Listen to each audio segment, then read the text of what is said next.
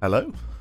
Ah, lovely, that is working. Hello, hello there. Right, just getting a few things set up here. I need to just change a configuration on a file. Bear with me. Uno momento, por favor. What's this? What does this turn on and off? USB microphone? There we go, that works a treat. That's what I'm after. Okay then, so welcome back, ladies and germs, to Cold Waters here. We are running with a new microphone, as always, the AT2020. For some of the people that didn't see the stream last night, yes, this is a different microphone to what I've used in the past. Yeah, this should be pretty interesting. I'm going to just lift the microphone up to where it should be. I've been told by an independent girlfriend review that this is probably the best place for it, so I'm going to put it right there, and hopefully we're going to hopefully it's slightly better than the old Blue Yeti, but we'll see. Oh god, very tired. Right, welcome everybody to Cold Waters. I'm sure we know the drill here in terms of the usual sequence of events. Even more ASMR-ish. The nice thing about it as well is that I don't have to lean into the microphone. Basically, my old Blue Yeti microphone setup was that there's a boom arm that reaches up and over the computer monitor and dangles it down in front of me, and that's how it was. But I couldn't really have it in front of the monitors because of how big the Blue Yeti is, so it was about 30 centimeters, 20 centimeters away from my face when I'm using it. This particular microphone is mounted on a much smaller boom arm to the front of my desk and then rotated to the side so that the microphone is upright, pretty much right in front of my mouth, and it doesn't impede on the monitors at all, which was one of the things I wanted when I chose this microphone. And I think overall the setup's much better as a result of that. Okay, so yes, for the people that just come for the ASMR soundgasm, yep. This one was for you. It was my birthday present to myself, which was nice. Okay, hopefully I'm loud enough for you guys. I don't think that there shouldn't really be any popping as far as I can discern here. Just move that pop filter up a tiny bit. There we go. Hopefully that's good enough. Let's load on into the game, shall we? I've got to make sure I sit up straight as well, because this is quite a... the microphone's got quite a sort of... Well, it's a cardioid microphone, if that means anything to you. Same as the Blue Yeti, but it tends to have like this much smaller ball of I don't know what to call it. It basically doesn't pick up sound from around the room. It just picks up sound from what's right in front of it, which means if I move even a little bit away, I lose quite a lot of the bass in my voice. I don't have to like shove it up my nose or anything, but that's definitely where the sound is best. Climo says, just stopped by to say happy birthday for yesterday. Missed the birthday stream due to an exam. No worries. Also heard your message the other day. You're an amazing streamer. We would watch you narrate paint dry. You're just an interesting and unique chap. I added the chap there. But thank you very much. That's very, very kind of you, Climo. Let us rock and or roll then. I'm going to shut off the background music, because that should have been done a little while ago. I don't think we're dropping any frames. I haven't had any warnings for it yet. So let's load up a little bit of Bomber Crew. Yes, so in terms of my birthday stream then, obviously XCOM, we'll be doing a little bit more of that. I'm not very good at XCOM. It definitely comes across in the gameplay, but I'm thinking of playing XCOM 1 to the end, having a little bit of a break from it, and then doing it again with Long War 2. Long War 1. I wanted to learn the base game before I went on to Long War. Bomber Crew. Did I say Bomber Crew? Did I say Bomber Crew? Bomber Crew? Oh, sorry. Did I say Bomber Crew? XCOM is a hard game. Once you get used to it, it's great. Yeah, I'm kind of getting used to it. Hey, I'm happy to see Bomber Crew, but the title and background says Cold Waters. Did I say Bomber Crew? I'm sorry. Cold Waters. Hold on a minute. Let's see. Where are we going? What year is it? Cold Waters. There we go. I don't know why I said Bomber Crew. Force of habit, I get. But yeah, we'll be doing the Long War after I finish this campaign, and then everybody's characters have a chance to resurrect and do something different. It should be quite nice. But yes, for the moment, the reason I'm just playing the vanilla XCOM game is because of the fact that I don't know how to really play the game properly, and I feel like it wouldn't do the Long War justice if I went in with a blindfold on. I tell you what's really annoying as well about this Cold Waters title, for the thumbnails that I've been trying to make for the stream to give it some semblance of production value. I know, right? This thing isn't just a PNG in the game, it's like encoded in the assets of the game, which is really annoying because it's coded in a Unity assets folder, and 99% of the stuff in the game isn't. Like, it's just free floating PNGs.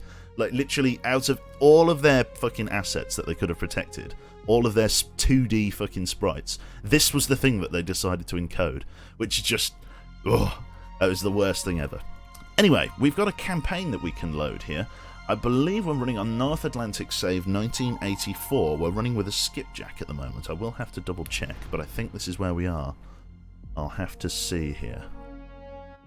I'm pretty sure it is this save. Let's go here. We were sitting around Andoya before, but I sit around Andoya in all of my bloody missions. That's right, we are in the USS Skipjack SSN 585. We've been at war for 5 days. We've done 3 missions, 0 land strikes and no insertions. We've sunk no capital ships, but we've been going on a bit of a whack against submarines here. So we're going to just really continue with it, to be honest, and just keep doing the missions that Command needs us to keep doing. We're going to continue, and we're going to hit brief. So, we need to have a look at our orders before I forget what they were.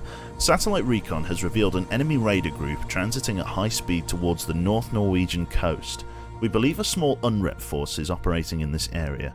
You are ordered to interdict this group and sink the replenishment ships in the area. You may also get a chance at the warships the group is intended to support, but the tenders and tankers are the mission target. Okay, so we're going to the North Norwegian coast, which is pretty much where we are right now. It might be on the other side of the SOSUS line, so I might run up here at patrol speed. That submarine is moving to intercept. We're going to hang around the SOSUS line here. We're going to move away. Those ASWs are going to give me shit. There it is. I'm intercepting. Or at least that could be my target. It was moving at high speed. A high-speed raider group, as they say. Okay, so USS Skipjack SSN 585 in the vicinity of Andoya, Norway. The 5th of December, 1984. It's 2300 hours, so it's 11 o'clock at night. Captain, we have a new sonar contact bearing 057, designated Sierra 1. EXO reports our depth is at 600 feet, heading 126, speed 20 knots. Local conditions are rainy with high winds, so there's going to be a lot of ambient noise for us to hide in. Starscream, is this game hard to learn? Kind of, yes. It's not a strategy game, it's like a tactics game. There are certain ways in which you're supposed to be doing things in your submarine. Certain maneuvers, certain patterns, certain ways to evade. It's a game about tactics rather than strategy. It's quite good. It's not super involved, but there are certain things that you would need to get used to. I wouldn't have said it was an easy game. Let's put it like that. All hands to battle stations. We're going to rig ship for silent running as soon as we load in here. Our lost rig ship for ultra quiet. Rig ship for ultra quiet. Sonar, take a sounding. Total water depth is 1914 feet.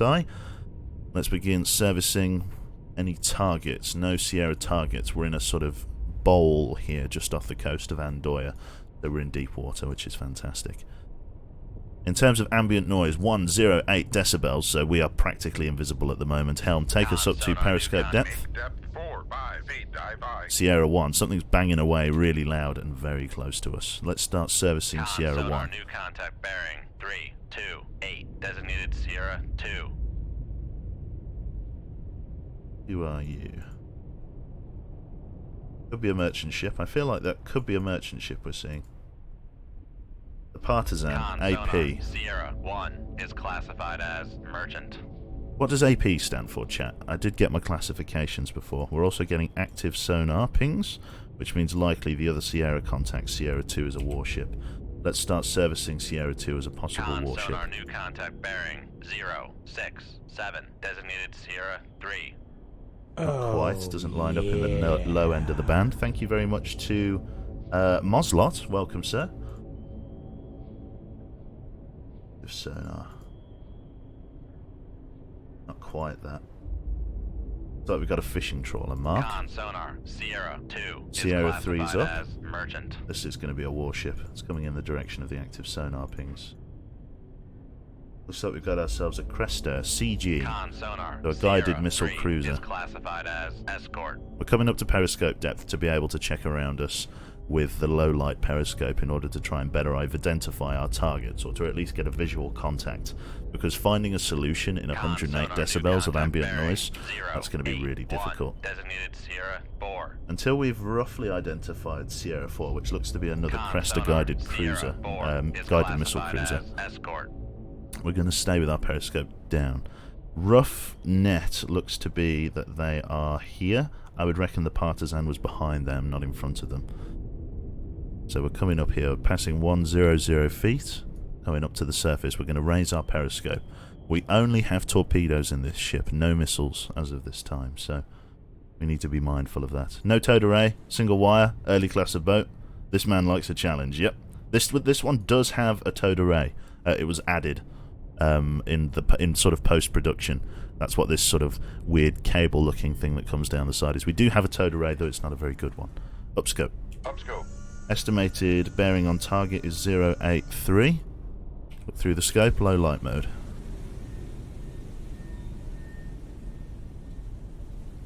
I see them in the distance there. Mark. Merchant. That's a warship. Cresta 2 Mark. Victor 6 Cresta as trawler. Keep searching for close contacts. Fuck me. Cresta Mark 3. Victor 7 Krevac 1. Keep scanning for close contacts. We've got extra ships in the water, a lot of them.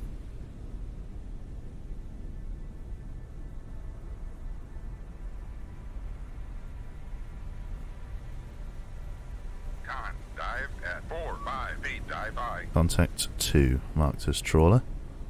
Where is this Partisan supposed to be? It's supposed to be around here. That's the trawler. Unknown bearing on the Partisan scope is a washdown scope. Downscope.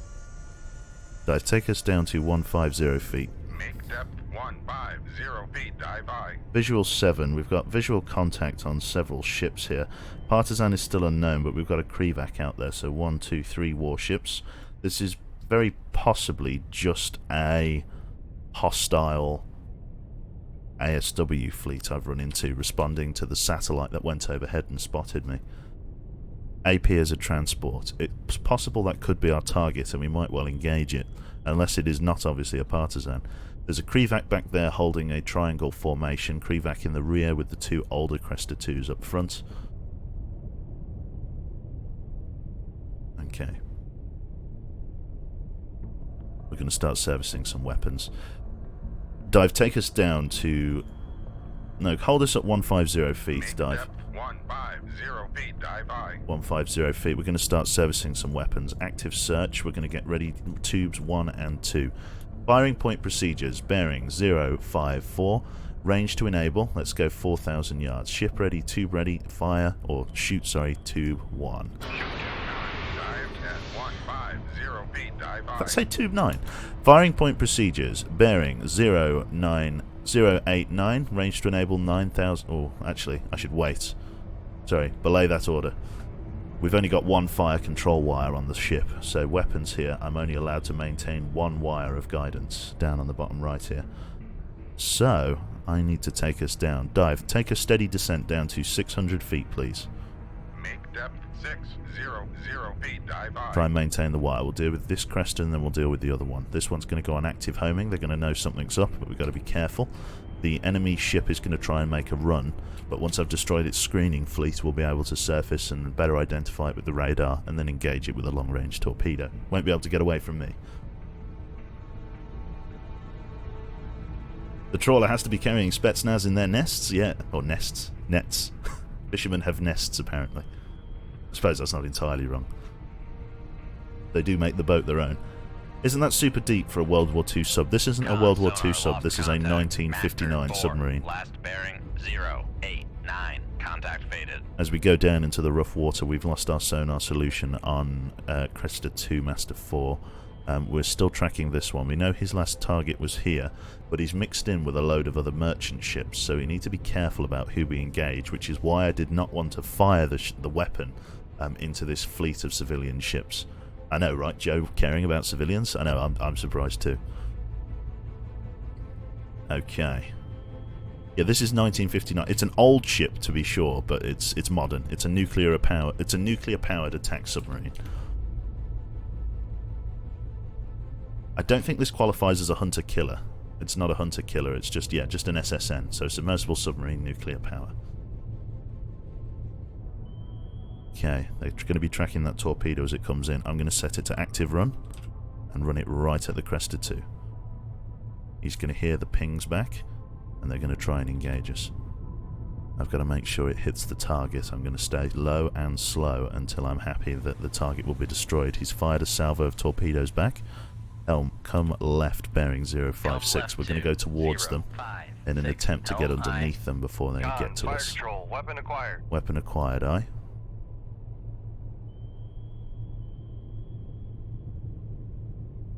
Weapon's moving to engage.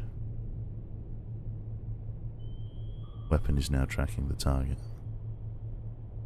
I'm going to stay on passive sonar. I'm not going to reveal my position just yet. I'm holding the cards of surprise at the moment. Helm, hold current course 090. Helm right to 090. Helm I. That Cresta is going to have to swing its arse around. It's going to drop a decoy behind it to try and confuse our torpedo. How well he chooses to evade is up to him. The other Cresta will be closing, but I can't find him yet. Active sonar will reveal my bearing, so I'm not going to use that just yet. Decoy's going to come out any second. This weapon's going to lose him. There it is. We're going to steer the weapon manually with the wire that I was talking about, this copper wire between us and the torpedo. I'm going to steer it around its countermeasure. There we go. Con, fire control. Weapon acquired. Weapon acquired. So rather than it going in a big loop over here, we've now run it right behind the target. He is far enough away to get another decoy out if he wants to. Just got to be wary of those torpedoes. Con sonar, noisemaker, bearing. There's another noisemaker. 05, It's bouncing in the direction that we want. He's turning to starboard, which will probably get him killed here, if I'm honest. Thank you very much there to Nacho of the Libre. Thank you very much. Fire control. Weapon acquired. This looks pretty bad for him. Yeah, this is a disaster for him. Unless he manages to kick his ass around and get another decoy off, he's pretty much dead here. He's making a good speed, though. Here we go. This is coming in. He's not going to get a decoy off. This has got him T-boned. Con sonar, noisemaker, bearing 055. Target engaged and destroyed. 1 times Cresta 2. Mark 3, Sierra 3, sorry. No, Master 3, I should call it. Okay. We're still engaging other contacts. We've got torpedoes in the water above us. We're going to release the ship from silent running, reload tube 1. Dive, take us down 700 feet. Make depth 700 Turn us to patrol feet, speed, ahead dive 2/3. Make turns for 10 knots, maneuvering I. 10 knots, aye. We're going deeper. There's going to be hostile torpedoes coming over the top of us. If they start searching for us, we're going to be in trouble. Maneuvering, turn us for a head standard, 15. Make turns for 15 knots, maneuvering I. Oh shit. Maneuvering, turn us course 045. Come left to 045, helm I. Give me a head full, please. Maneuvering 20 knots. Make turns for 20 knots, maneuvering I. Get under this weapon. Okay, we're going to go all the way. Ahead flank. Make turns for 30 knots, maneuvering I. Weapons are staying shallow. We're going to go down underneath them. Con sonar, torpedo in the water, bearing 076. We've been engaged by this hostile torpedo. Bring us left bearing. Is it 295? We're going into torpedo evasion. Stand by. Fire MOSS from tube. Let's see. Make turns Oof. 15 knots. Okay, I'm Maneuvering not aye. really sure where that Come shot. left to Because the 290 controls sort of L wigged high. out there. Con, helm, Okay, steady I course. fired this in the wrong direction. That's a disaster. That's a dud. Reload MOSS Tube 6. Con, maneuvering, making turns for 15 knots. So all this is going to do is just bounce over there. Right. This is a disaster. right. Right, we need to come Make up. turns We need to for come up. 20 knots. Maneuvering aye. We need to come up and up. Con, maneuvering, making turns for 20 knots. If we can't get far enough away from the torpedo, we've got to change our depth. To try and change the altitude at which the other torpedo is searching. 500 feet. Passing 400 feet. 400 feet, don't broach. Okay, looks like that decoy has done quite well. Slow us down, please, maneuvering. Take us to 5 knots. Keep the bubble on the boat. Maneuvering aye. Taking us up. I want to be above the search Passing cone of that 200 feet. torpedo. Keep us going up, keep us going up. Okay, get the nose down. Full drop on planes, bring the arse up. Passing 100 feet. 100 feet. Okay, hold current depth. Do not broach. That torpedo should now be chasing this decoy down here. Con, maneuvering, making Yes. turns for 5 knots. Okay. Decoy worked, apparently. Fantastic. Let's see here.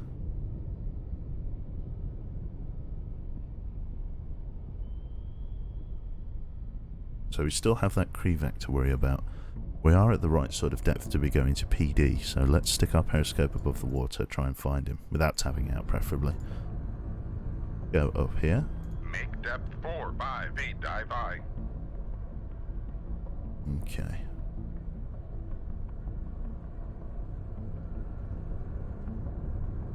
Hello, Miss Jaina.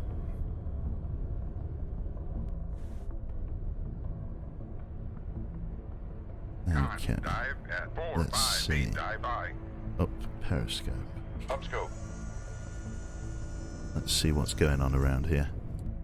Searching low light. Let's get ourselves a target on the vid screen here. Have I really got no other contacts that I can see? Okay. Well, we've just got to assume, where was their last line of bearing? Bearing 092. There were ships out here somewhere. No visual on them anymore. Maybe the sea. Oh, fuck. That's that Cresta too. It's coming straight for me. There's another ship behind it. A trawler. Yeah, we've got eyes on the fleet. That looks to be a trawler. That's a merchant. Where's the warship that was over this way? There's another ship way out in the back there. Mark. Visual 8 trawler. Keep scanning. Where's that Cresta? There's the warship. Krivak even. Krivak's closing.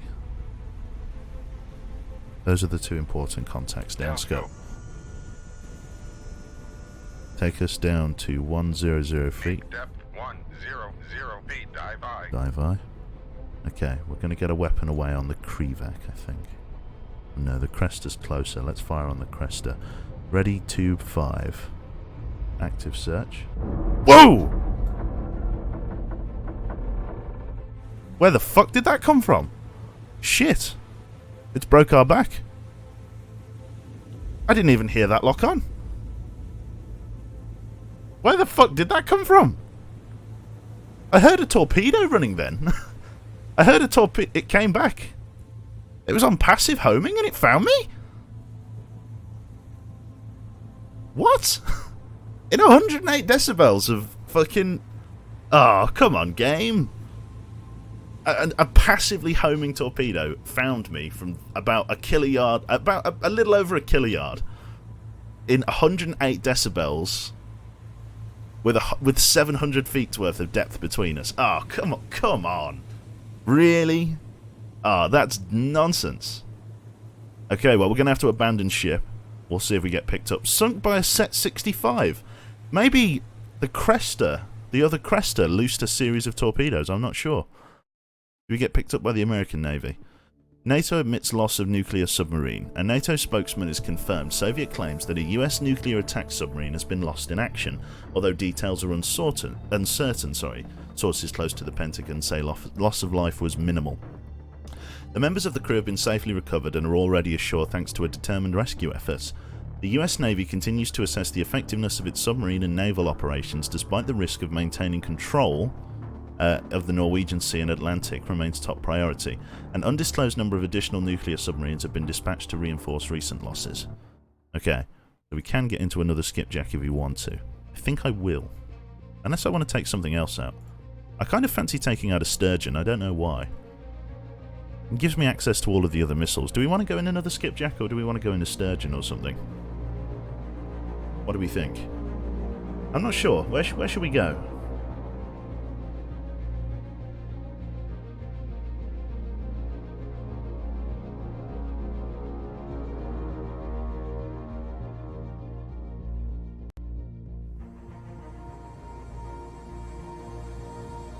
What do we reckon, chat?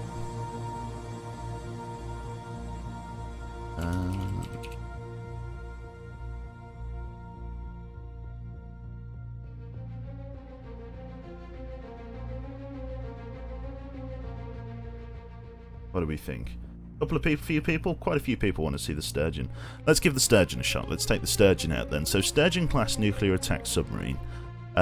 It's a 46,000-ton vessel, 89 metres, 25 knot top speed, so it's quite slow, but a good test depth of 1320 feet, which is quite a deep dive. We've got 2 wires to be able to engage 2 targets simultaneously.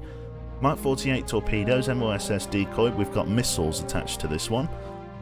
In terms of the notes, in service since 1967, so slightly more modern, this class formed the backbone of the US attack submarines during the Cold War until the mid-80s.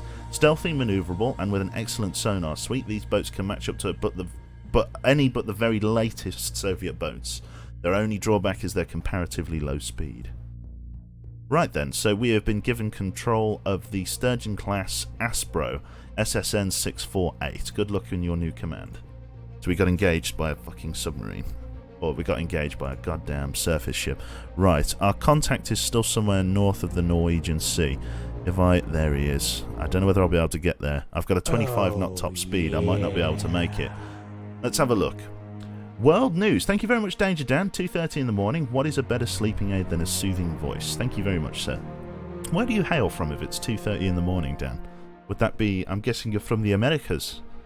If that's right. USS Aspro, that's right. Commies cross border into Norway. The Warsaw Pact Army and their Air Force units have moved into Norway in an attempted invasion. Paratrooper groups were dropped at several smaller airfields, quickly followed by the much-feared Soviet helicopter squadrons. At the same time, tank and infantry regiments crossed the border into Norway in a coordinated attack. NATO press officials are expecting to make further statements during the day. At the time of press, details of the attack are yet unknown, although northern Norway is rumoured to have been hit hard. In a rock-paper-scissors combat environment, perhaps we should be thankful the current stone-meets-stone situation. Military expert Martha Tuchman theorises on the current NATO-Warsaw Pact draw. The Battle of the Atlantic is currently unresolved as both NATO and Soviet task groups of considerable strength keep each other tied in a state of mutual area denial, according to the US Secretary of the Navy. We've got to get up there, but I've only got a 25 knot top speed. We may not make it. So they've invaded just where that UNREP force is. That can't be a coincidence. I don't think I'm going to get there in time. I'm going like the clappers, but it takes a long time for this submarine to get anywhere. We'll get close, but I don't think we'll intercept. Fuck, we've been intercepted by an ASW. Shit. USS Aspro. Aspro, yeah. SSN 648 in the vicinity of Andøya, Norway. It's the 8th of December on 1984, or in 1984, the year 1984. It is 4 o'clock in the morning, according to our watches here that we synchronise. Captain, I don't know, where are my glasses? You know what, I've decided it's probably about the time to put my specs on. Wherever they are. Probably there's still, to be honest. Hmm.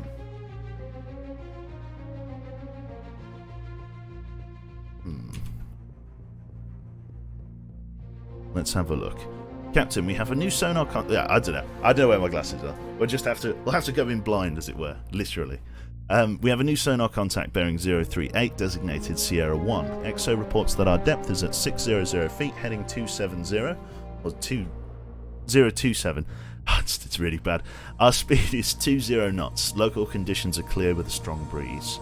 So it should be just getting light. Rig ship for ultra quiet. Rig ship for ultra quiet. We have a slightly more capable submarine. Less tubes, but we're in very shallow waters at 400 feet. We're going to release the ship from silent running, and we're going to reload a decoy in tube 4. Let's get ready to engage these submarines. Ambient noise is 86 decibels. It's only a matter of time before we find our target. Is it Quebec's birthday? It was my birthday yesterday, Mara Tales. But thank you very much. The words are kind anyway. Cheers, mate. Okay. Let's see here. So we're in this very shallow water just on the shelf. This is where we actually sunk over here. It's a good thing we were close to the surface, otherwise we would have really been in trouble. The Sturgeon is a bit more capable. If not in speed, then definitely in its sonar suite and noise signature. We are pretty fucking quiet at 130 decibels. Not the quietest in the fleet, but definitely not the loudest.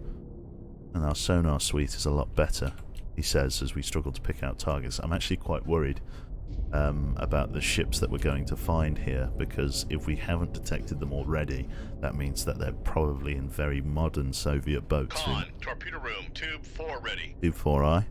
We might be dealing with maybe a Victor 3 or something. This is a bit worrying. Why you start stream when I'm in meeting? Grr. Try not to shout. Oh, danger, Dan's trying to sleep. It's 2 in the morning for him. Gotta keep it down, like. Yeah, this is an interesting turn of events, like. What's going on out here? Who has engaged us? Supposedly there are vessels nearby. The only way I'm going to be able to find them is by going active, which means I'm going to get hit with a flurry of torpedoes. I'd love a sub-game like Cold Waters, but also being able to be inside of the sub, where it's all mental. Yeah, like the thing with Cold Waters is that like you couldn't make a first-person version of this particular game. The engine doesn't support it, or like they couldn't like make a first-person pack for it. But what they could do. And what they could do is, make it so that, they could potentially release a version. If you want a World War II equivalent, there's a co-op multiplayer game called Wolfpack, in which you and up to I think 5 other friends or 4 other friends can man various positions on a Type 7 U-boat and engage British ships. MOSS. That's it. I can't see any hostile targets. We're going to have to go active, or we could just try and slink through.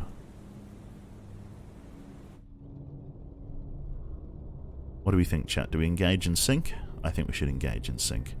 I'm going to go active. I'll put it to chat first, though. What do we do? Do we go active and try and find and engage, or do we stay passive and just try and sneak through? Let's have a look. There's a sub-game in development. A couple of people want to go active. A few people want to stay passive. Charge the enemy. Active. Active in this water equals death. Active for the giggles. Go past the ASW. A few people for active. What would be the consequences, Jorms?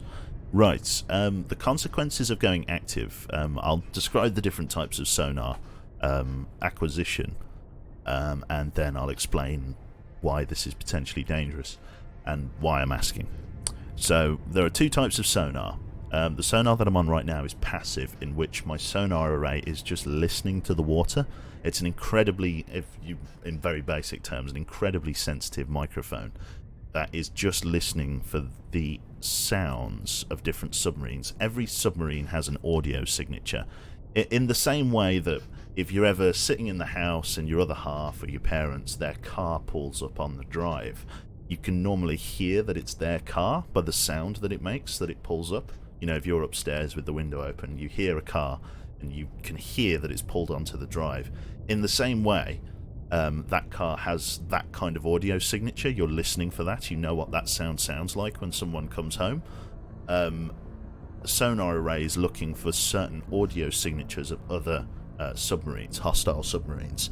It has a database of signatures that it can compare against, and then match the engine signature of what it's detecting on sonar to a known database of engine signatures. So if we had lines that matched this, we would know it was an Oscar class based on its noise signature. So that's what we're doing at the moment. We're on passive, we're just listening. The alternative is active search, where I send out a blast, a pulse, a very loud, high-pitched sound straight through the water. It cuts through it like a knife. And anything in the water that is solid will reflect that sound back at me. So if somebody shot a sonar pulse from me from here, the sound would come out, like so, hit my submarine, and bounce back. Whereas out here, the pulse would just keep going, as there's nowhere for the sound to reflect from. So the sonar operator on their ship would know that he's got a return from here, and that there's likely a target there. The only problem is that it's an enormous pulse of sound, and it gives away your position. At the moment, I don't know what I'm dealing with, but the fact I'm in 86 decibels, which is not that loud, and I can't see or hear anyone, makes me think that I'm either up against a very, very quiet diesel-electric boat like the Foxtrot, or I'm fighting some of the most capable ships in the Soviet nuclear sort of arsenal, the nuclear navy, SSNs. Would you be able to flood sonar by travelling on merchant ships, or fool sonar by travelling on merchant ships? Potentially yes, but you've got to remember that there's a whole other, like, shed load of... There's intelligence, military intelligence, you know what I mean? Spy satellites, everything like that. If I packed an entire army onto a couple of merchant ships and tried to sell them over, there's a very good chance the Russians would know about that. Whether through espionage or, you know, other means of military intelligence. But potentially, yes. Maybe it's another sub you are fighting. I'm definitely fighting another submarine, Starscream. Our own military intelligence provided by satellite has told me on the world map that we were travelling across, told me that we have a submarine contact. So it aligns with that. Could you do a couple of could you go active for a couple of seconds and then passive and hide? Yes, Keza, I can do that. That might be what I do. I might send 2 blasts of active sonar and then snapshot on the bearing of the contact. In addition, what we're also looking for are return sonar pings. So even if I don't find anyone when I go active, I could potentially see if the enemy goes active, wait for a sound to hit my hull, or a pulse, and then fire down that line of bearing. That's what the enemy does to me, and it's what I'll do to them. So we're going to go active. I've evaded a sonar search by hiding in the wake of a merchant vessel. That's very cool. A couple. Be safe a bit. Yeah. So, sonar, switch to active search. Con sonar, switching to active search. Con sonar, new contact bearing 061. Fire, snapshot, 1. bearing 062. Shoot 2-1. Con sonar, switching to passive search. Passive search. Run the weapon and run it straight. Set it out with an active sonar. There's a hostile sonar, weapon. Sierra 1 is cavitating. Sierra 1 cavitating. Aye. Who are we dealing with? Fucking hell, I thought that was an Oscar then. Oh, yeah. This looks like a Victor. But it could actually be a Victor 3. Sierra 1 is classified as submerged submarine. Con Fuck. sonar, torpedo in the water. All ahead, torpedo in the flank water. cavitate. Bearing. Con sonar, we are cavitating. Fire decoy Con sonar, 094. lost contact. Sierra 1, last bearing 064. Contact faded. They fired an air launch torpedo at us. I'm gonna come round again. Helm full left rudder. We're fighting in a bathtub here. There is not much water.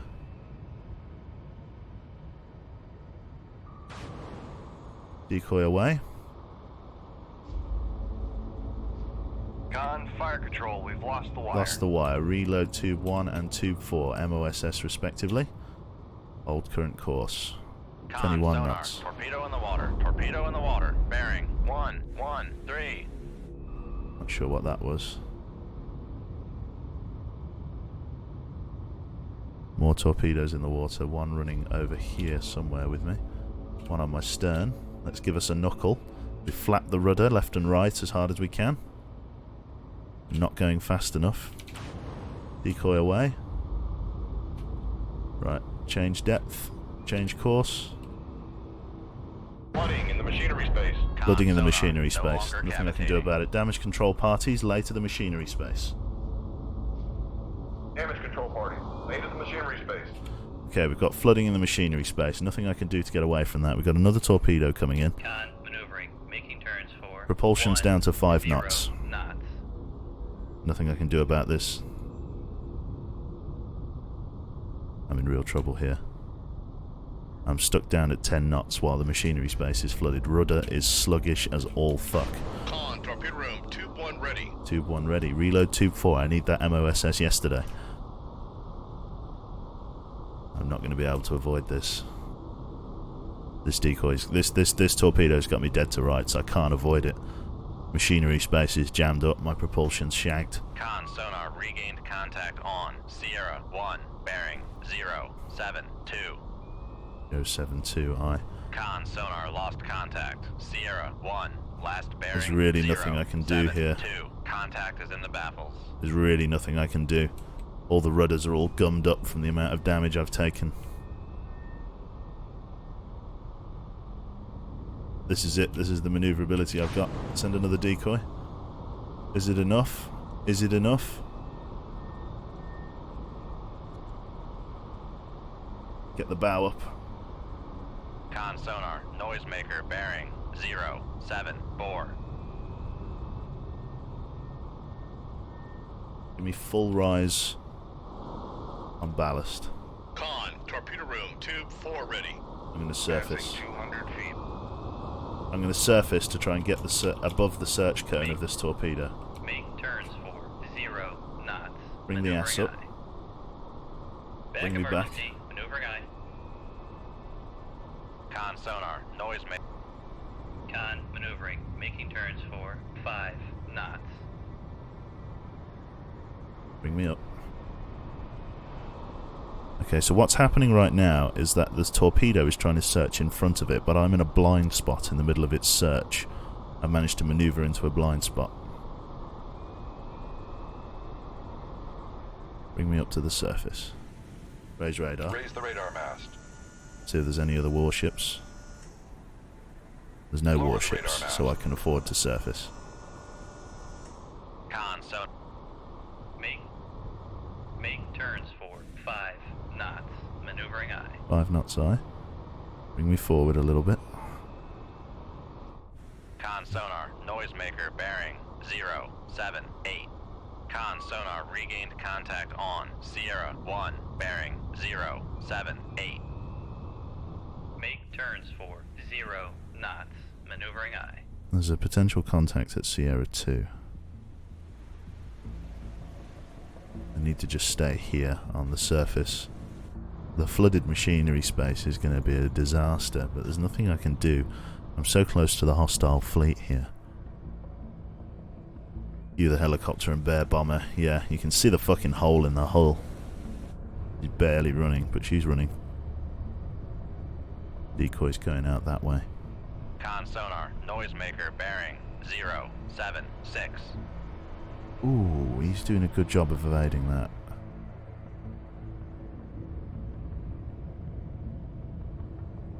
See?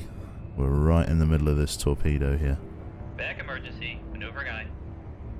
Make turns for 0 knots.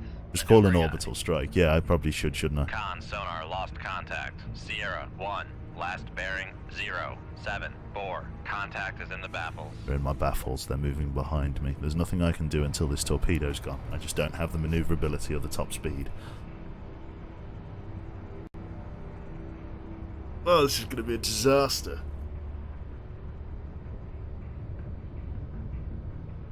Okay. Your rudder and propulsion is permanently damaged, I know. Con sonar, noise. Damage control parties, lay to the engine room. Yeah, the rudder's shagged. Damage control parties, lay to the machinery space. Nothing we can do about that. Propulsion and rudders are fully knocked out until I get back to harbour. It's that torpedo. There he is. Just circling around below me. Just up here on the surface, just waiting, just chilling. Nothing else I can do. Just gotta let that torpedo run till it that like that. Is there a possibility to sneak away from this? Possibly. Right, dive. Take us down to 100 feet. Bring us ahead 5 knots. Make turns for 5 knots. Maneuvering eye. Con sonar regained contact on Sierra 1, bearing 077. Con 077 maneuvering, aye. making turns for 5 knots. Okay, so they're controlling flooding in the machinery space. Oh, bring us left, Come bearing left 091. 091. Helm eye. Have to go to work. See you later, Lemberg. Look after yourself. Con sonar lost contact. Sierra 1, last bearing 078. Contact breaking up. Right. Victor 1 was finally engaged and destroyed. Going down to 100 feet, I'm going to try and start servicing Sierra 2. Victor contact. Possibly Con another Victor sonar, 3. Sierra 2 is classified as Con, dive at 100 feet, dive Oh right. god, is that that looks like another Victor 3. Oh fucking Jesus. My ship is very much broken. I don't have enough decoys. I've only got 2 left. I don't have much of anything, to be honest. This ship does not have a massive weapons outfit. Con sonar lost contact. Sierra 2, last bearing 093. Contact faded. Contact faded. I don't want my weapon to get sucked up on my own decoy, but I've got to fire in response now. I didn't realise that when I fired that decoy, this Victor 3 was here. The Victors are fucking scary, they really are. The UGM-84 is a harpoon torpedo. Oh, sorry, a harpoon missile. So from a maximum depth of 200 feet, I can fire a rocket that comes out of the torpedo tube, goes up, and then flies along the surface. Sadly, I don't have any of those ASW airdrop torpedoes that the Victor does, which makes me think it is a Victor, because he's got these SN-16 missiles. So we are definitely fighting Victors, which is fucking scary, if I'm honest. Those are really those are significantly good ships that I am tangling with, and I have no rudder and no propulsion. How is it that you're so calm when playing scary games such as The Forest and Monstrum? The Forest isn't scary. I don't know why. I hate to riff on The Forest because I know a lot of people like it, but it's such a bad game. It really is. Like, okay, fine. The base building. It just feels so, like, everything just feels so unplugged and disconnected from each other. You don't really need to do base building unless you enjoy doing base building. Like, you can build, like, some people build the most extravagant forts and things, but you just don't need to. You build a house with a door on it, and if anything comes near the door, you just whack it over the head with a hatchet. Like, like, I don't know. I don't find the cannibals scary. I just don't. If a whale rubs you, you're dead. I am. I'm only on, like, 9% health or something. Yeah, 9% hull.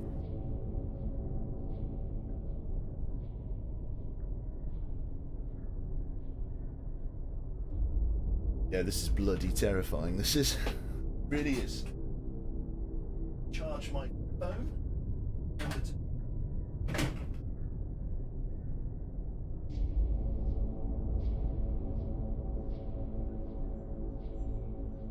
Well, I forgot to put it on charge last night. There we go. The horror of the forest just feels phoned in. They make enemies loud and unnecessarily freaky looking without any actual horror aspect to them. Exactly, Damon. Exactly that. They're just not scary. I don't know. There's not really much else to say on it, to be honest. They're just not that scary. Comes bearing 140.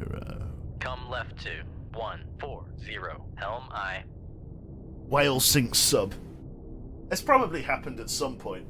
they've like crashed into one or something. I don't know. It probably hasn't happened at some point. Now that I think about it. Oh dear. Hey. You think The Forest is scary? Try playing Subnautica. I could play Subnautica. I've been meaning to play Subnautica for ages. What's your opinion on Alien Isolation? That's fear done properly. Like, On helm, steady course. it's very suspenseful, and it's actually bloody terrifying. Like, it really is. I tried playing that in VR, and you'd be surprised that the VR version isn't actually as scary as the computer version, or like just the normal like screen monitor version, and there's a very good reason for that. Virtual reality in its current state is not believably reality. It's very obvious because of the limitations in the virtual reality headsets. While they render 3D space perfectly, fair play to them, they make objects look like they're actually there. It's not a question of that. It's a question of detail and quality. Virtual reality headsets can actually just slink away here. We'll just wait a little bit longer to see if the victor reveals himself. Virtual reality headsets, at the moment, when you wear them, they cannot produce a texture detail or texture quality or shadow quality or enough visual fidelity to make what you're looking at believable. I played Alien Isolation, alright, in VR, and while walking through it, I was so aware that I was in a computer game because of how sort of low resolution the textures are when you're literally right up close to them like that. Or like, it's very obviously a computer game in the way that the Oculus struggles to deal with the full-blown volumetric lighting of Alien Isolation's highest details and stuff. It just isn't that believable when you're in there, and therefore you don't believe it. And the whole horror of actually being chased by an alien is kind of lost on you because you're very aware of the fact that none of this is real. Like, with the PC version, when you're looking at your monitor, when you're really plugged into a game like that, you don't even see the rest of your bedroom or like the rest of your office or whatever. You just see the monitor in front of you. And I'm not talking because like the lights are turned off or whatever. I'm talking because it's like you are so engrossed in the game that you're playing, and you're so engrossed in the character that you are. That is you. You are, when you sit at that computer, Ripley's daughter. I forget her first name. It's like it's pants shitting terror when you are playing it on a computer screen. But sadly, it is lost in VR. The only VR games that are scary are games really like, I don't know, like jump scare horror games, and even they're not that scary. In fact, the only horror game that I would probably say I've ever played on the Rift that genuinely scared the shit out of me was a game called Dread Halls. I got that ages ago to try at college, because back when when I was still in college, we as volunteers for this show, to like show off the college, we had to be versed in these Oculus Rifts because they were going to be there for the IT department thing. And so we needed to know how they worked, get really into the arse end of the software, make everything speak to each other, talk to each other. We were basically frontline support for the event. So we had to use the Oculus Rifts and really get to know them, if you know what I mean. And so we installed a few games. I recommended Dread Halls, and that is genuinely the most terrified I've ever been in here. Minecraft VR is also pretty fucking scary. And I know it shouldn't sound scary, but let me sell it to you, alright? If you sort of look at the ground next to you now, whether you're standing, sitting, or lying down, if you actually look down at that floor and guess the rough height of a metre, okay? Guess about the rough height of a metre. Sort of put your hand there, sort of have it floating in the air at about a metre's height. Now double it. You might not even be able to get your hand up there, depending on how tall you are, but 2 meters, alright? There's a very good chance that your hand, if you're measuring with your hand, is going to be well above your head, Alright? The thing with Minecraft VR that makes it scary is that every block is a meter. So a block of cobblestone is it's a little bit higher than waist high, or about waist height.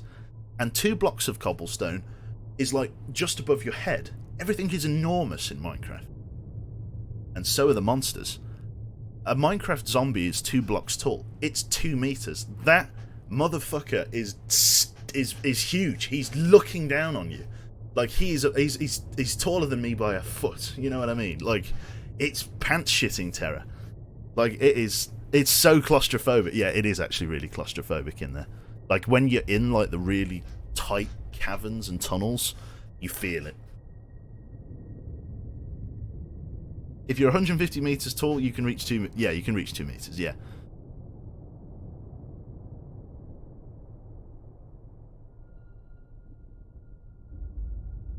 But yeah.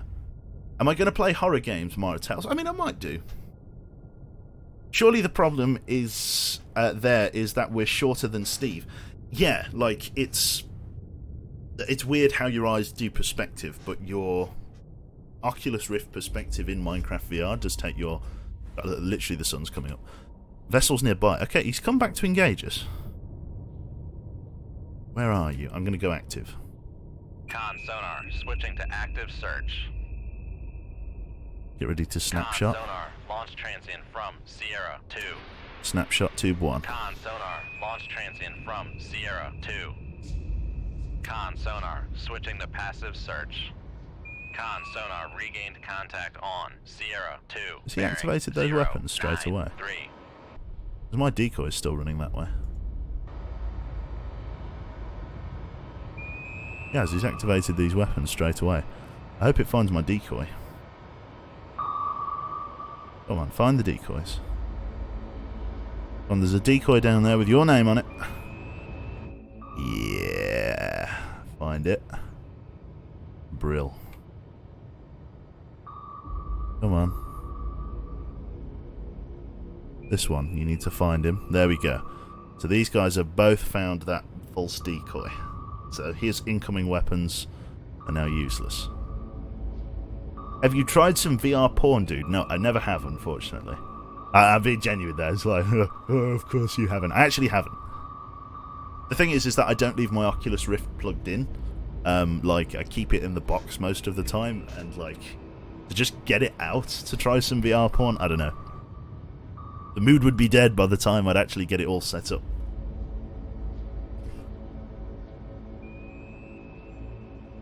If they find the decoy, there's a good chance they'll kill himself. That's another thing, Boo. Unfortunately, and for whatever reason, Russian torpedoes just don't engage Russian ships, he says.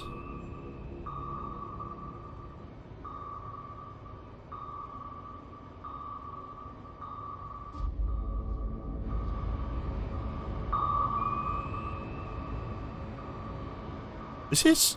I thought this was... I didn't think this could happen. I literally didn't think this could happen. Noisemaker bearing. It's happening! 096. There's been so much nonsense where Russian ships have not been engaged by their own torpedoes.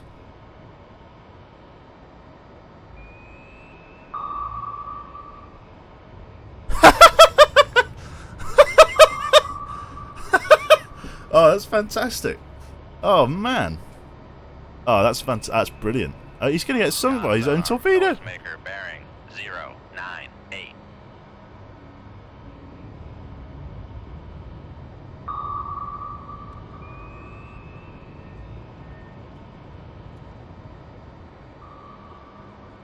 So just placing my order for the year. This is fantastic.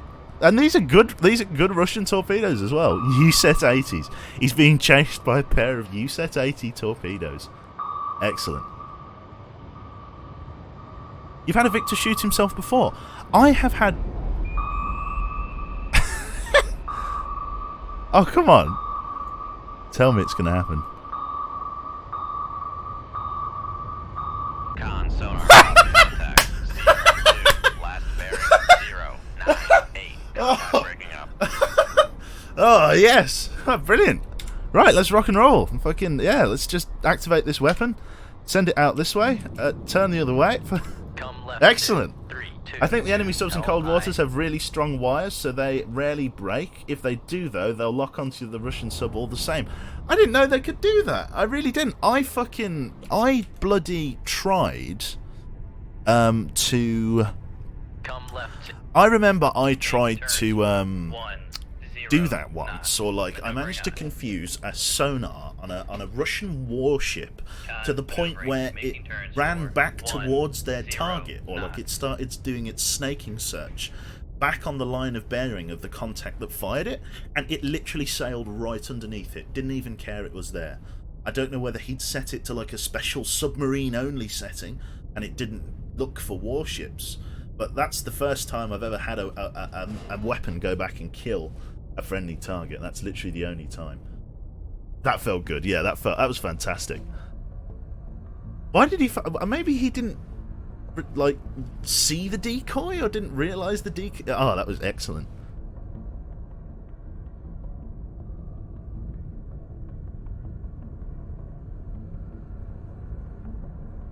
I can only imagine the collective looks of the crew on that Russian sub as their own torpedoes come back towards them. Yeah. Oh. Thank you very much there to Avery Britishman. I think I've missed a few people here, so I'm going to go back and thank you all. Thank you very much to Avery Britishman for the Twitch Prime sub. Thank you. Thank you very much to Not a Lucky Charm for the Twitch Prime sub as well. Thank you very much. And Danger Dan, thank you for the 17 months. And did I miss anybody else? Nacho of the Libre, I think I covered him. That puts us up to speed there. I also see a few people following. Thank you very much, Jorms. Thank you very much there to Viper Fan, just snuck in there. You won't be able to see these, but they pop up on my little display. Thank you to Stan the Man 157 for the follow, and Morak so. Thank you very much to you, sir. Eorr 24. Thank you very much there to Kaninko Sama and Mara Tails. Thank you all. Even though it was about half an hour ago, but yes, thank you all the same for the follows. Very kind. How does the wire control the torpedo? Says Helfetter. The way that it works, and thank you very much there, Mason. Thank you very much for the 9 months, sir. So if we fire a torpedo, a literal giant spool of copper wire is keeping this torpedo connected to my fire control system. A physical, literal wire. And what it does is send electrical signals, you know, as a cable would, to the submarine, and it allows me to control the fins and rudders on the torpedo and manually steer it, essentially, or change its target bearing, which is excellent.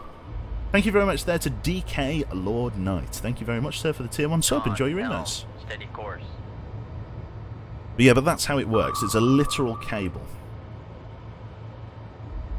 Why is there a hole in your sub? Ah, Twardy, this? Yeah, don't worry about that. It's fine. That'll buff right out.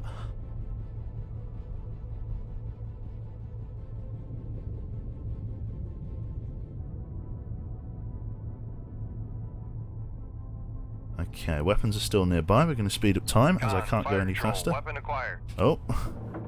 Talk about kicking a dead horse while it's down. The fucking torpedo's tracking the victor.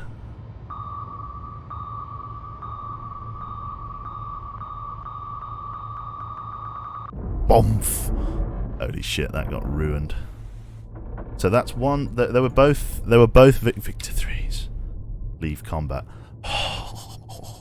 That is so bad. System damage, propulsion and rudder. We've got 10 Mark 48s, UGMs. Yeah, we're in a bad way. Good, but this was not your mission objective. Speed! Get up there and destroy it. Okay, we're going to be able to engage them, but we haven't got fuck all to do it with. So, the USS Aspro, or Aspro, SSN 648 in the vicinity of the Norwegian coast on the 8th of December 1984. It is about 3 hours after we engaged our target. Captain, we have a new sonar contact bearing 063, designated Sierra 1. Ecto reports that our depth is at 600 feet, heading 023, speed 10 knots. Local conditions are overcast with a light breeze, and there is no surface duct or thermal layer. For the people who are new, because I'm obviously explaining some stuff here, I might as well explain what a surface duct and a thermal layer is. It is a phenomenon that is created when the temperature of the water changes quite drastically over a very small distance, and it creates this barrier almost, this acoustic barrier where the water temperatures change. If you are above the surface duct, then everything is almost amplified by the fact that sound is reflected. If you imagine a mirror, if you placed a mirror, an audio mirror, glass audio mirror, shall we call it, for the sake of this definition, between the surface of the water and about 100 feet underneath it, sound bounces off the surface, off the mirror, off the surface, off the mirror, and travels really far. So if you are above the layer, and the contact you're trying to find is also above the layer, it's very easy to find them, or much easier, should I say, because sound is reflected over a much longer distance. Below the layer, or what we would call the thermal layer, things are a little bit different. It's the same sort of mirror, but sound cannot travel above it easier. It's essentially the same sort of reflection, but sound bounces up and then bounces back down. And it means that if a surface ship is above the layer and I'm below the layer, not much of my sound can penetrate that thermal layer and get above to his sonar suite. So if the enemy is above the surface duct and I am below the thermal layer, our sounds don't really meet. So it simultaneously means that I struggle to detect him and he struggles to detect me. That's how that works. How are we doing, Blade? How are we doing, Blade, there? But anyone below can hear what is above. Not necessarily there, Azura. Because it is an acoustic barrier between the two, if I'm below the layer and there's a warship above it, he has to be creating a lot of noise, because anything that I send up at him, like if I send an active sonar pulse, a lot of it is going to be dampened by the thermal layer, which means the signal I receive back is going to be weak, if not totally negligible. So I wouldn't really be able to hear him. Let's just say I'm doing, here we go, drum roll. Anybody for a drum roll? Get a drum roll. Let's see what Blade says. There's a joke coming, I can feel it. Come on, Blade. Any second now, Blade. Come on, Blade. Come on, there's a joke coming. Just doing. Brilliant. Excellent. Brilliant. Well, there we go. You had your opportunity and you missed it. Let's go. All hands to battle stations. Rig ship for ultra quiet. Rig ship for ultra quiet. We've got a Sierra 1 contact in very close proximity. Let's start servicing it as a hostile target. Con sonar, new contact bearing. Maybe a surface 0, ship, potentially. 5, 3, We know for a fact that they're no Sierra longer 2. moving because they are stopped. Got ourselves a Con cannon sonar, new DDG contact bearing over a very short 0, distance. 6, 1, designated Sierra Another cannon 3. DDG. And then what I'm guessing is another warship or a merchant ship. Hard to say. Not that.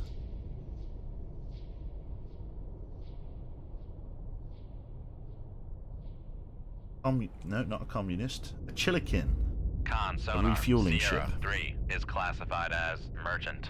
Merchant ship. We'll stay low and we'll stay slow. We'll reload a tube 1. Let's get rid of the screening ships. I mean, at least I'm in 800 feet of water. I've got a little bit of room to play with.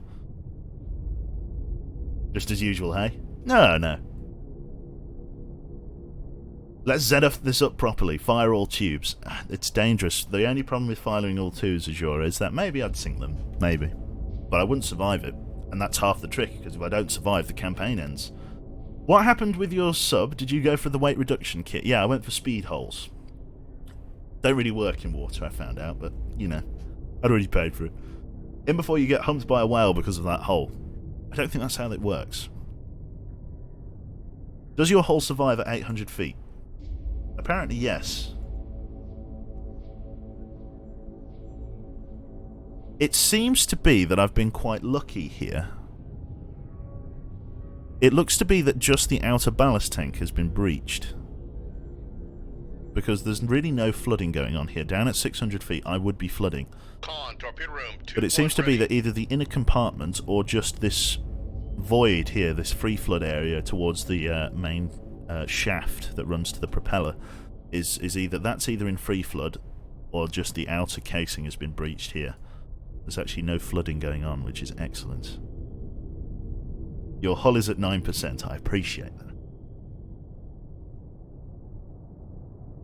Right, sonar solutions are improving. Ambient noise is good at 79 decibels. Just a little bit more running and we'll be able to find our target. We're going to go for the Chilekin as a point of priority and then deal with the cannons afterwards. Hull -10. I remember that. That was so weird. -10% hull. I can only hope that we keep it going. -4%. Good times, yeah. That's a swig of water.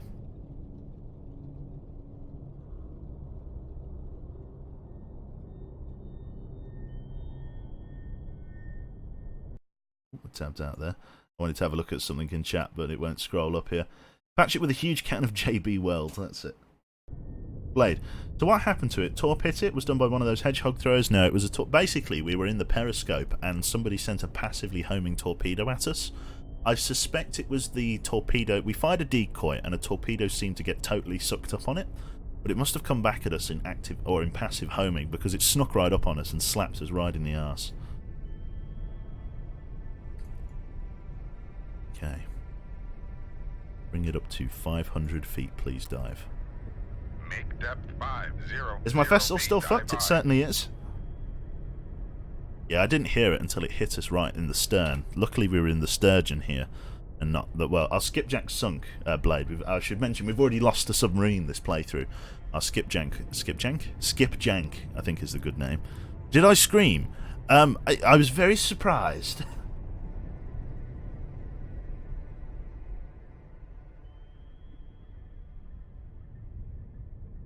I feel like I've potentially been detected, and they're moving away. The sonar solutions are improving, but probably not fast enough. Oh no, they are. They are moving. They're moving slowly, but the Chilekin solution is improving. You did not evade this one. Yes, I did not, sadly. I don't think anyone clipped that one. I'm sure somebody might have one somewhere. Never skip a jank. That's right. Good life advice there from Twardy. What are hedgehog throwers? The systems, even these cannons here. Yes, here we go. They have a system called an RBU-6000. This is a hedgehog-style launcher that employs rockets to throw depth charges in a crescent pattern over great ranges. The designation notates the maximum range in meters.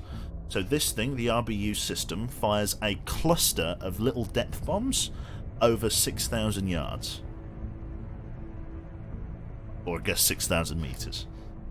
So it's a special system.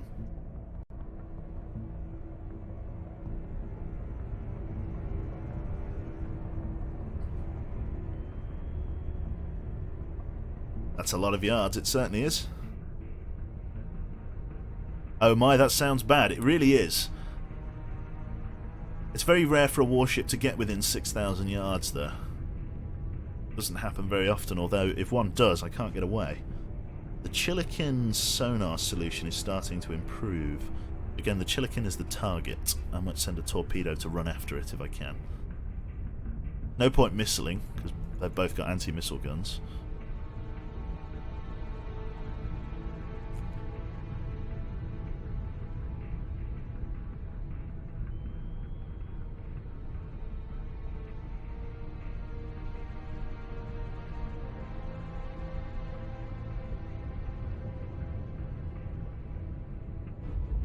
I'm obliged by the National Association of Gardeners to tell people not to fuck yards, as Hey Helidon there suggests. The Chilekin is marked. Right, we're going to send our torpedoes then. Let's go for it. Right, we're going to send it on passive search and we're going to try and just sneak it up his trumpet.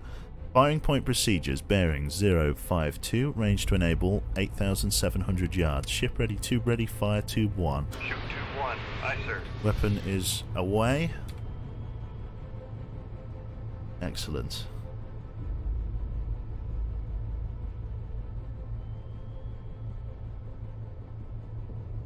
Right. Okay, so far so good, I think.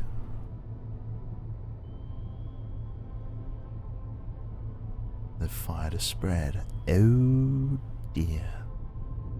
Okay, about the only thing I can do is go deep, deep, deep. Take us down to 1,200 feet, please dive. Oh, we've only got 800 feet of water, so let's not do that dive. Let's be reasonable. 750. 750 feet. This is bad. That's bad. These will find me in 800 feet of water. There's no doubt about it. Whatever happened to the Specsavers shipman from the Monstrum video? It wasn't fully covered in Womble's video. We went to he got carted off in a white van. You know what I mean? The men in white coats came and took him away. Like it wasn't even an ambulance. I don't even know. I don't even know where he came from. He was in there isn't a hospital really. Like there's a children's hospital, but this is like a grown man. Like there's a children's hospital in the city centre, but there's no general hospital. Like there's one. It's literally you have to get a bus. Like the closest one's probably Good Hope in Sutton Coldfield, like a while away. What's the max depth of this vessel? The max test depth is 1,320 feet. So deep, but the problem is we've only got 800 foot of water to play with. We're in a deep bath here. Helm tank the ship's subterranean. It's like the Mole. This just opens up and there's a big drill from Thunderbirds. What the hell is the children's hospital? It's just a hospital that sees under 16s only. Fuck. Oh, fuck. Oh, dear. I just saw that dipping sonar, and I was like, oh, dear. Con, dive at 750 feet, dive high.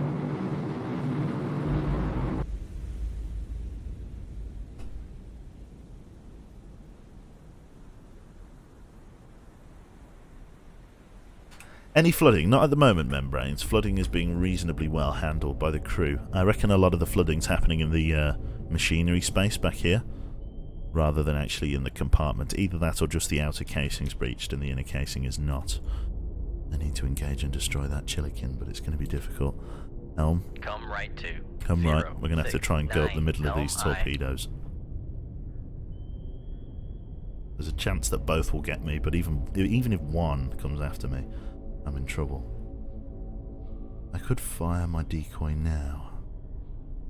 Let's do it. Let's fire my decoy now, and then come full left rudder. Full left rudder. We'll shoot my decoy now, and we'll come full left rudder. 10 knots. Reload decoy tube 4. Con, maneuvering, making turns for 10 knots. Oh, yeah. Decoy, I need you to hustle your Brussels, my friend. Thank you very much there to Fenador. Thank you very much for the Twitch Prime sub, sir. Welcome aboard. What's Birmingham like? It's our own little slice of the Middle East. It really is. No, it's nice. It really depends what part. Like, I've got to be honest. I live in a place called Great Bar, and I don't think it's too bad here. But if you were to ask Echo, who also is a fellow Brummie, he would tell you it is literally the words. It's hell on earth. He would tell you.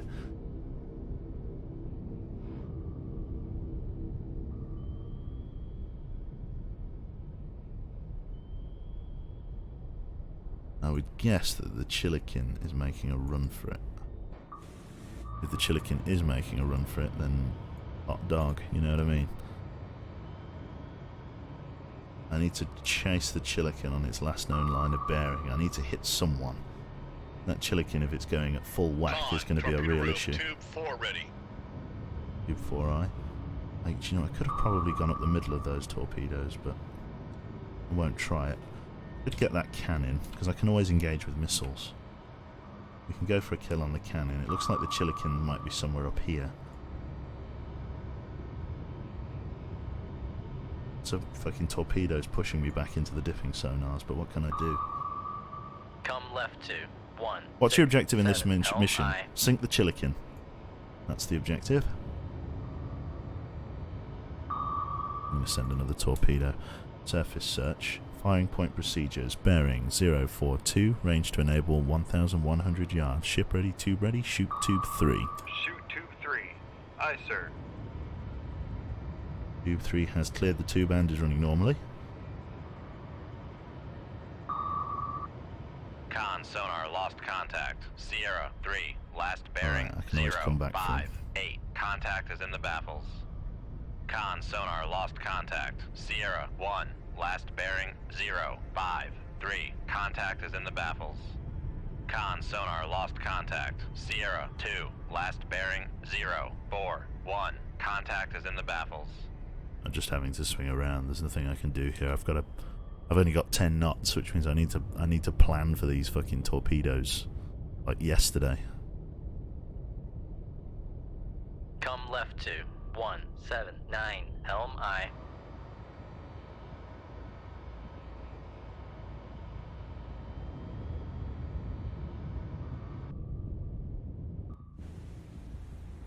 Could hear the plane. That scared me then. I can Con hear the sonar plane. regained contact on Sierra 3. Where's the plane? I bearing heard the plane. 058. That was scary, that was. Con sonar regained contact on Sierra 1, bearing 051. Right, there's this guy. Is he going to go for the bait? Torpedoes are these? Con sonar regained contact on Sierra 2, bearing 039. Jet 65s. Okay, they're pretty dated torpedoes then. Seeker range 880 yards. That's pretty shit. Okay, that's not bad. I might stand a chance here yet. Take us down to 80 feet. Make depth 800 feet. Dive by. And slow us down to 5 knots. Make turns for We're going to have less than 50 feet 5 below the keel, but we're going to do it. We're going to try and stay under his chinny chin chin. Come left to 118 Helm I. Activate this weapon. Send it running straight. Want it going right for that other cannon. Like so. If I get found down here, I'm as good as a dead man. Con, less than 50 feet below the keel. I know. The Barents Sea is a bathtub. It really is. Con, dive at 800 feet. Dive by.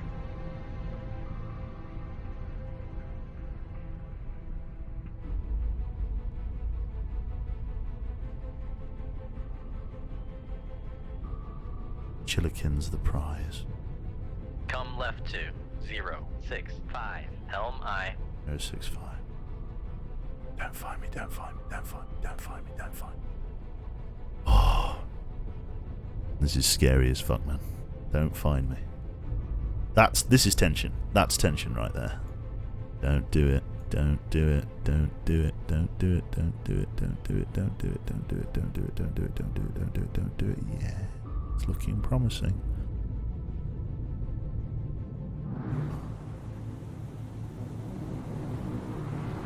Will he detect me with... Oh yeah. Oh yeah. That's a detection. I've been detected.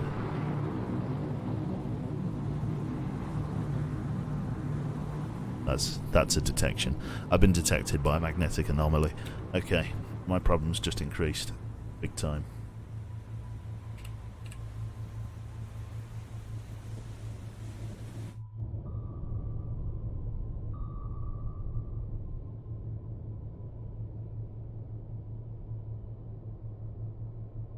Shift R for the emergency blow. I might need to emergency blow just to get myself close enough to the surface to be to be rescued if they drop a... Oh fuck. Okay, no. Okay, fine. They still think I'm somewhere down here. Okay, that's promising. That's promising.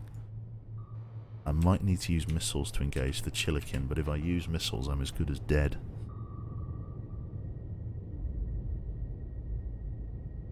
They still think I'm down here. How fast are those fucking cannons going? 34 knots, Jesus. This has got 21 minutes of time left on it. This one's got 15. We should be okay here. Con sonar, noisemaker bearing. There he is. 0, Target 4, locked. 4. Okay. The real prize now is finding the Chilikin. That's the holy grail. Come left to 088 Helm I. Use missiles on the plane. Sadly, I can't, Bjorn. They're not those kind of missiles. Against aircraft, I am 100% naked. I can't do anything against them. Con sonar, noisemaker bearing 043.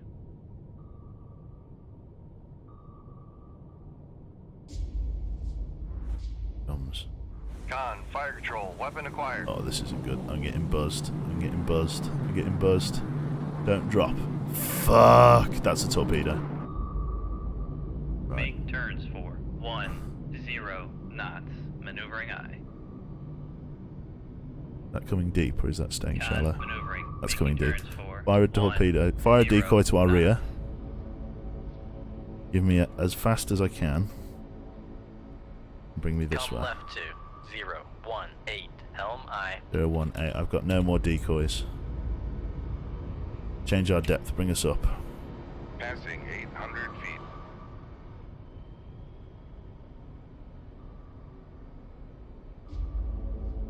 Con sonar, noisemaker bearing 041.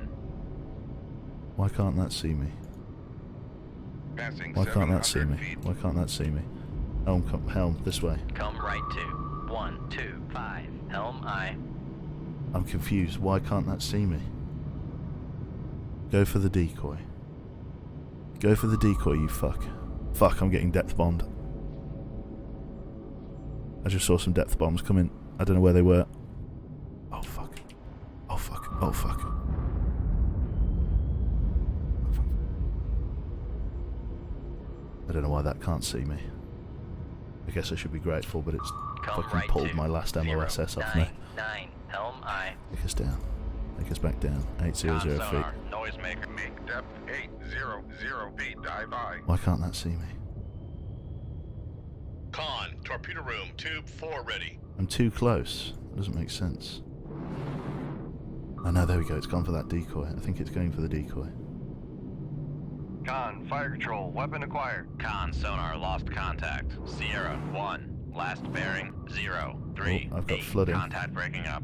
Con sonar, torpedo in the water. Torpedo in the water. Bearing 310. Fuck, fuck, fuck, fuck, Less than 50 fuck, feet fuck, below fuck, the keel. fuck, fuck. Don't. Oh, fuck! We bottomed out. Fuck. I couldn't stop the flooding. The ship just started taking on water. Shit. Abandoned ship. The Aspro lost with all hands. Collision. Shit. That's the end of the campaign. Fuck! Ah, that's annoying. I didn't know whether or not it would rip the bottom of the hull off. I should have just emergency blown. Defeat in Europe. Just like that. Nuclear This is the only thing that's annoying about this game, is that literally you have to do everything yourself. I know that's the point, but it's so annoying when the game just ends because the fact that your sub was sunk. And it's defeat in Europe, no less. The entirety of NATO falls apart because your submarine gets sunk. A NATO spokesman has confirmed that a US nuclear attack submarine has been lost in action, although details are incomplete at this time. Sources close to the Pentagon say the submarine was lost with all hands during the course of duty.